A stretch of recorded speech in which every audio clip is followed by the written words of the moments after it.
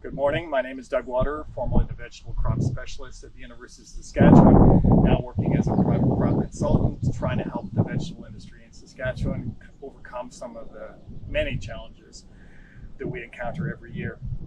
One of the most significant issues that we bump into in certain of the vegetable crops, and particularly things like potatoes and carrots, things that spend a lot of time in the ground, is wireworms. Any of you that are cereal growers know that wireworms come in the spring, can cause some damage to your seed, but beyond that, they really aren't a major problem for you. In the vegetable industry, not only do they come in the spring and damage the seed, but the real damage tends to occur in the fall as the wireworms come back in from the depths of the soil as the weather starts to cool and the soil becomes more at the correct temperature for them. And what they do is they actually feed on things like your carrots just before they're ready for harvest, your potatoes just before they're ready for harvest. What you get is a product that's got a hole in it, classic wireworm damage. Although physically that hole only may represent a tenth of 1% of the actual carrot. Because there is a hole in it, that carrot is now completely unmarketable. Same thing goes with potatoes. So you can appreciate it doesn't take an awful lot of wireworms before we have some real significant economic damage. To make things even more challenging for the industry, there's very few options for wireworm control in vegetable crops. In potatoes, there's Thimet, but in carrots, there's none. So the growers are really in tough. To make things even tougher still, wireworm problems just seem to be getting progressively worse. And everybody's got their theory as to what is causing that.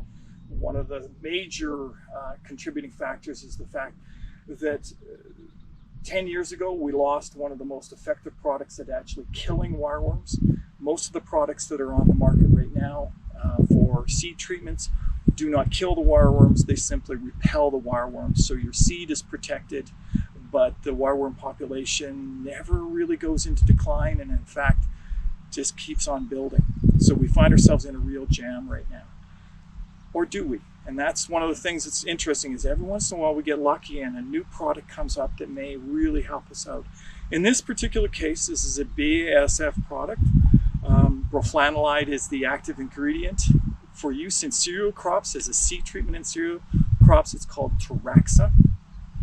Teraxxa gets applied to the cereal seed and it doesn't repel wireworms as you've seen with many of the other products that have been available as a seed treatment. This product kills wireworms.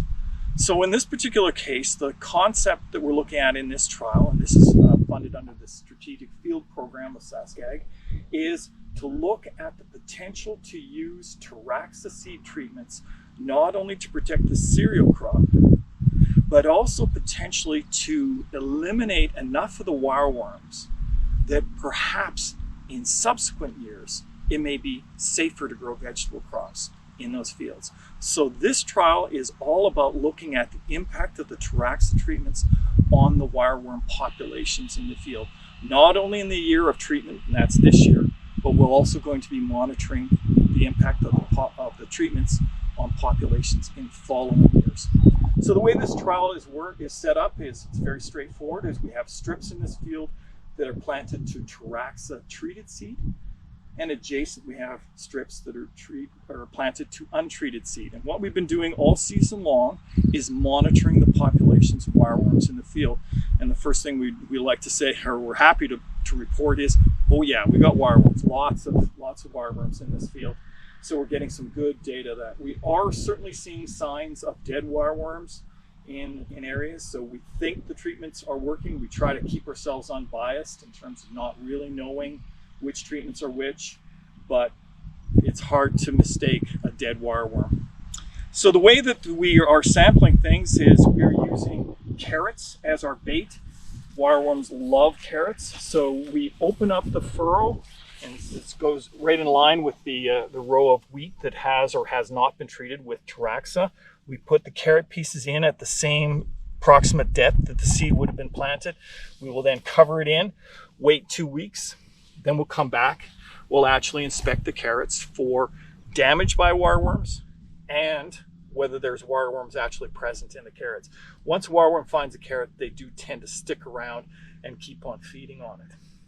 And in this particular case, I have an example of one of the wireworms we've just collected from these carrots here. You can see this is a large specimen.